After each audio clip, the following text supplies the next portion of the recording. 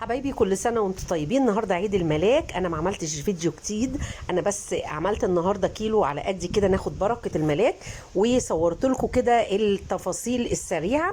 ولكن هتلاقوا الفيديوهات كتيره عملتها اكتر من مره على القناه. هتلاقوا فطير العذراء او فطير الملاك باكتر من طريقه، سواء ساده او سواء محشي جوز هند او زبيب زي ما انتم شايفين كده. طبعا انا وريتكم بس مرحله قبل التخمير وبعد التخمير، ودي مرحله التقريص.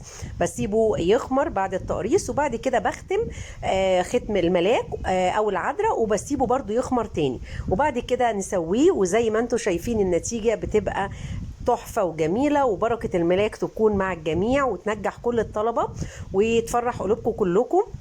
شايفين قد ايه الفطير تحفه، وطبعا لسه سخن عاوزه اقول لكم، وقد ايه طري وتحميره حلو من ظهر ومن الوش. اللي عاوز يحمره اكتر من كده اوكي.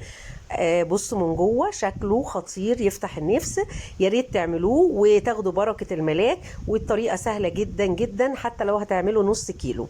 انا عملت كيلو كده في السريع في البيت النهارده، ولكن الفيديوهات كلها هتلاقوها على القناه، على قناه بيتو تشانل.